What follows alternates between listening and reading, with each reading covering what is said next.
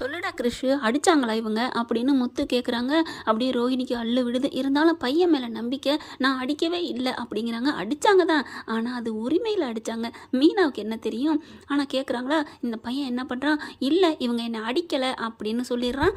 இல்லை அடித்தாங்கன்னு மீனா சொல்கிறாங்க. முத்து பார்க்குறாங்க. அதான் அவனே சொல்லிட்டான்ல, விடு மீனா அப்படின்னு சொல்லிட்டு, சரி இங்கே எதுக்குடா நீ வந்த அப்படிங்கிறாங்க. இல்லை ஏதோ சத்தம் கேட்டுச்சு, அதனால தான் வந்தேன். அவங்க தான் இந்த நேரத்தில் இங்கெல்லாம் வரக்கூடாது போடா அப்படின்னு சொல்லி என்னை போக சொல்லிட்டு இருந்தாங்க. என்னை பிடிச்சி அப்படி இல்லை வேகமாக போன்னு சொன்னாங்க, அவ்வளோதான். ஆனால் மீனா ஆண்டிக்கு அது அடிக்கிற மாதிரி தெரிஞ்சிருக்கும் போல இருக்குது. அவங்களும் என் மேலே உள்ள பாசத்தெல்லாம் இப்படி அங்கிள் சொல்லியிருக்காங்க அப்படின்னு சொல்லி சமாளிக்கிறது அந்த புள்ள. அப்படியே ரோஹிணி அப்பாடா அப்படின்னு பெருமூச்சு விடுது. மீனா சொல்கிறாங்க, இங்கே வந்து உட்காந்ததுக்கப்புறமா, இல்லைங்க எனக்கு ஏதோ ஒரு டவுட் இருக்குது, அவங்க அடித்தாங்க போடான்னு சொல்லி அடித்தாங்க அப்படிங்கிற, அதான் சொல்கிறானே இங்கெல்லாம் வரக்கூடாது போன்னு சொல்லியிருக்காங்கன்ட்டு. அப்புறம் என்ன விடு மீனா அப்படின்னு இங்கே முத்து சொல்லிடுறாங்க. அதுக்கப்புறம் ஒன்றும் புரியவே இல்லை எனக்கு அப்படின்னு சொல்லிட்டு குழம்பி போயிட்டுறாங்க. இங்கே ரோஹிணி பார்த்து அப்பாடான்னு பெருமூச்சு விடுது. அடுத்து பார்த்தீங்கன்னா இவங்க என்ன பண்ணுறாங்க, இங்கே லெட்டர் எழுதி கொடுக்குறாங்க இல்லையா, அதை கொண்டு போய் ஸ்கூலில் கொண்டு போய் கொடுக்குறாங்க. இந்த மாதிரி லீவு அப்படின்னு சொல்லிட்டு லீவ் லெட்டரை பார்க்குறாங்க. பார்த்துட்டு என்ன அது, இந்த கையெழுத்து வந்து எப்போ முன்னாடி உள்ள லெட்டரில் உள்ளது மாதிரி இருக்கே அப்படின்னு இங்கே கனெக்ட் பண்ணி பார்க்குறாங்க. பார்த்தா ஆமாம் இது வந்து இவங்க அம்மா கல்யாணி எழுதின எழுத்து மாதிரியே இருக்கே அப்படின்னு சொல்லிட்டு பார்க்குறாங்க. பார்த்த கையோட இங்கே வேலைக்கு போகிறாரு இல்லையா அண்ணாமலை, அவங்கக்கிட்ட முத்துவும் போகிறாங்க, கொண்டு போய் விட போகிறாங்க. கிறிஷ் லீவுன்னு சொல்லிட்டு லீவ் லெட்டர் கொடுத்துருக்கீங்க, ஓகே, அப்போ அவங்க அம்மா எங்கே, அவங்க அம்மா கூட வந்து விட வேண்டியது தானே, நீங்கள் ஏன் விடுறீங்க அப்படின்னு கேட்க, ஏங்க அவங்க அம்மா இங்கே இருந்தால் நாங்கள் ஏங்க வர்றோம், அவங்க துபாயில் இருக்காங்க அப்படிங்கிறாங்களா. அதுக்கப்புறம் பார்க்குறாங்க, அப்புறம் எப்படி லெட்டர்லாம் எழுதி கொடுத்தாங்க அப்படின்னு கேட்குறாங்களா. லெட்டரு அவங்க அம்மாவா, அடோ மேடம் அவங்க அம்மாலாம் எழுதலை, எங்கள் வீட்டு மருமக தான் எழுதுச்சு அப்படின்னு அண்ணாமலையும் முத்தும் சொல்கிறாங்க. என்னது உங்கள் வீட்டு மருமகளா, யார் சொன்னா, இது கிறிஷோட அம்மா கல்யாணி எழுதின கையெழுத்து, அவங்க கையெழுத்து எனக்கு தெரியாதா என்ன, அவங்க தான் நிறைய வாட்டி எழுதி கொடுத்துருக்காங்களே, அடிக்கடி லீவு போட்டுக்கிட்டே இருப்பாங்க அப்படி இப்படின்னு சொல்கிறாங்களா. பார்க்குறாங்க முத்து அண்ணாமலையும், என்ன இது கல்யாணி எழுதுன எழுத்துங்கிறாங்க. இல்லைம்மா நீங்கள் ஏதோ தப்பாக புரிஞ்சுக்கிட்டு சொல்கிறீங்க அப்படின்னு சொல்ல, இருங்க அப்படின்னு சொல்லிட்டு அவங்க முன்னாடி எழுதின லெட்டரை கொண்டாடுறாங்க. அப்படியே அச்சு பேசாமல் அதே மாதிரி இருக்குது. அப்படியே இவர் அம்மான்னு சொல்லிட்டு ரோஹிணின்னு போட்டிருக்காங்களா, அந்த கல்யாணின்னு போட்டிருக்காங்களா, அது கூட அப்படியே இருக்குது. அதை பார்த்துட்டு ரெண்டு பேரும் அப்பனுக்கு மேனுக்கு தூக்கி வாரி போடுது. என்னப்பா அப்போ அவங்க எழுத்து இவங்க எழுத்து ஒரே மாதிரி இருக்குன்னா, அவங்களும் வேகமாக ரோஹிணி எழுதி கொடுத்தாங்களே, எதுக்குமே யாருக்கும் அடி பண்ணியாதவங்களாச்சே அப்படின்னு குழம்பி போயிருது. இவங்க தாங்க, ஏங்க நீங்கள் போய் குழம்பி போயிருக்கீங்க அப்படின்னு சொல்லல, ஒரு நிமிஷம் இருங்க அப்படின்னு முத்து என்ன பண்ணுறாரு, ஃபோட்டோவை எடுக்கிறாரு. ஃபோட்டோ எடுத்து இங்கே பாருங்கள், இந்த பொண்ணா இவங்க அம்மா கல்யாணி அப்படின்னு கேட்க, ஆமாம் இவங்க தான் கல்யாணி, இவங்க தான் கிறிஷோட அம்மா அப்படின்னு சொல்லி முடிச்ச கையோட பார்த்தீங்கன்னா ஆடி போகிறாருங்க முத்து. சரி நாங்கள் கிளம்புறோம் அப்படின்னு சொல்லிட்டு அவங்க போயிடுறாங்க. ஆனால் இங்கே பார்த்தா முத்துக்கு தலை சுற்றி போகுது. அப்பா என்னப்பா அப்படிங்கல, அதான்டா என்னடா கல்யாணிங்கிறாங்க ரோஹிணிங்கிறாங்க, இந்த பிள்ளை என்னடா இவ்வளோ பார்லரமாக மறைச்சி வச்சிருக்கு அப்படின்னு சொல்ல, அப்பா இதை என்னப்பா வீட்டில் போய் சொல்கிறதா என்ன, இல்லைடா எனக்கு ஒன்றும் புரியலடா, எனக்கு மண்டை குழப்பமாக இருக்குது அப்படிங்கிறாங்க. இப்போ போய் சொன்னாலும் யாரும் நம்பவும் மாட்டாங்களே, எப்படிப்பா நம்ப மாட்டாங்க, அதெல்லாம் நம்புவாங்க அப்படிங்கல, நில்லுடா அப்படின்னு சொல்லி கையை பிடிக்கிறாங்க. கிளம்புப்பா வாப்பா நம்ம இப்போயே போய் சொல்லணும் அப்படிங்கிறாங்க. கையை பிடிச்சி மறைக்கிறாரு. என்னப்பா அப்படின்னு கேட்க, இல்லைடா இப்போ நீ இதை போய் நீ வீட்டில் போய் சொன்னீன்னா என்ன நடக்கும், சண்டை நடக்கும், பிரச்சனை வரும், அந்த பொண்ணு ஆமான்னு ஒத்துக்கிறோம், அதுக்கப்புறம் என்ன ஆகும், அந்த பொண்ணை வீட்டை விட்டு விரட்டிடுவாங்க, அப்புறம் மனோஜுக்கு வேற பொண்ணே கிடைக்காதேடா. அப்பா என்னப்பா சொல்கிற, ஆமாடா நான் சொல்கிறத கேளு, என்ன பண்ணுது, ஏதோ கல்யாணம் ஆயிருக்கும் போல இருக்கு, பிள்ளை பிறந்துருச்சு, எனக்கு என்னமோ அவங்க சொன்னாங்க பாரு கல்யாணிக்கு அவங்க வீட்டுக்காரரு வயசானவரை கட்டி வச்சாங்கன்ட்டு, எல்லாமே இது ரோஹிணிக்கு தாண்டா நடந்திருக்குன்னு நினைக்கிறேன் அப்படிங்கிற தூக்கி வாரி போடுது.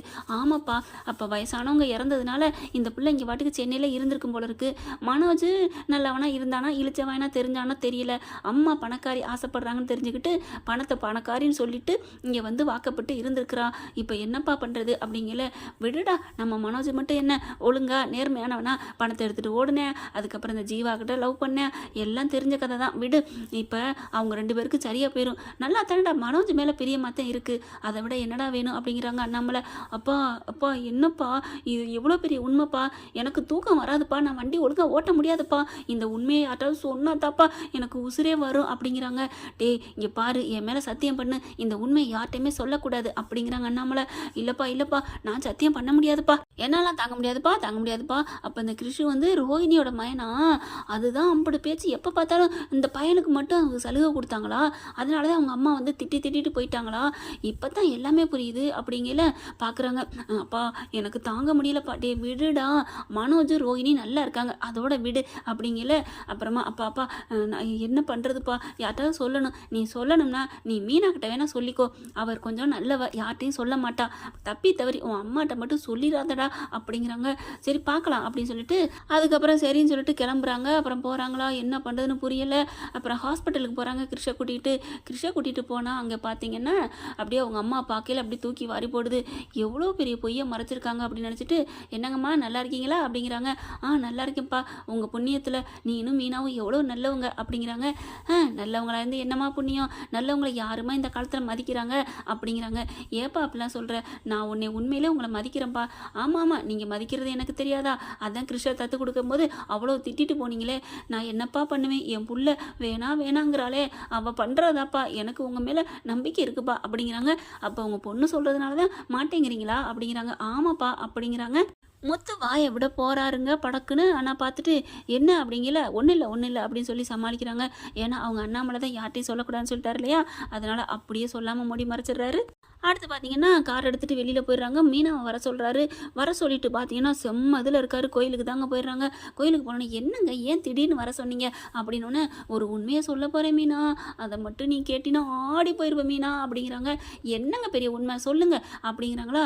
அடி பாவி, நான் அந்த உண்மையை சொன்னேன்னா நீ தாங்க மாட்டேன், நெஞ்சை பிடிச்சிட்டு கீழே விழுந்துருவேன், அதெல்லாம் விடுக மாட்டேன், விழுந்தாலும் நீங்கள் இருக்கீங்க சொல்லுங்க அப்படிங்கிறாங்க. அதுக்கப்புறம் ஒன்று ஒன்றா எல்லாத்தையும் சொல்கிறாங்க. ரோஹிணி தான் கிருஷ்ணோட அம்மா கல்யாணி அப்படிங்கிற விஷயத்தை சொன்னோன்னே அப்படியே ஆளை பார்க்குறாரு. திரும்பிக்கிட்டு மீனா கீழே விழுந்து கிடக்குறாங்க. ஐயோ மீனா அப்படின்னு எழுப்புறாங்க. என்ன மீனா, என்ன நான் சொன்னது மாதிரியே கீழே விழுந்துட்டேன், நான் பார்த்தியா, நான் சொன்னேன்ல, அட அதை விடுங்க அப்படின்னு சொல்லிட்டு கண்ணை முடிச்சுட்டு, என்னங்க எவ்வளோ பெரிய பொய்யை மறைச்சிருக்கிறாங்க, கல்யாணம் ஆகி புள்ள பத்துட்டு, ஐயோ பேரு ஊர் எல்லாத்தையும் மாற்றி, நாடையே மாற்றி, கண்ட்ரியை மாற்றி, பேரை மாற்றி, பணக்காரங்கிறத செயலை மாற்றி, அட்டே அம்மா யாத்தையும் இவ கூட ஏங்க நம்ம குடும்பம் நடத்திட்டு இருக்கோம் அப்படிங்கிறாங்க. அதுக்கப்புறம் இப்போ என்ன பண்ணுறது, வாங்க வீட்டில் போய் சொல்லுவான். எங்கள் அப்பா சொல்லக்கூடாதுன்ட்டாரு, அதுவும் சொல்கிறாருந்தா உன்ட்ட மட்டும் சொல்ல சொன்னார், அதனால தான் நான் உன்ட்ட சொன்னேன்.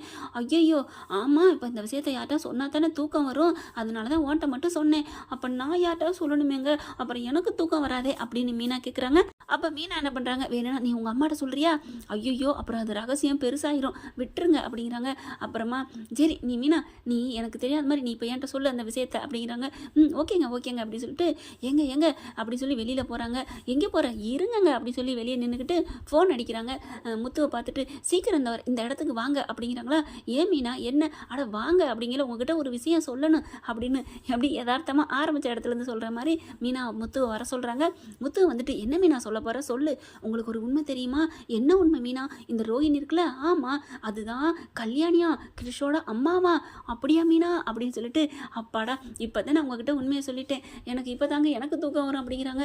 அது இருக்கட்டும் மீனா, இப்போ என்ன மீனா பண்ணுறது, நம்ம 2 பேருக்கும் தூக்கம் வராதே மீனா, இந்த உண்மையெல்லாம் சொன்னால் தானே முடியும் அப்படிங்கிறாங்க. ஓகே ஃப்ரெண்ட், பார்க்கலாம் என்ன நடக்க போகுதுன்னு. இந்த பதிவு உங்களுக்கு பிடிச்சிருந்துச்சுன்னா உங்கள் பொண்ணான கையில் ஒரு லைக்கை போட்டு சப்ஸ்கிரைப் பண்ணிடுங்க. Thank you friends.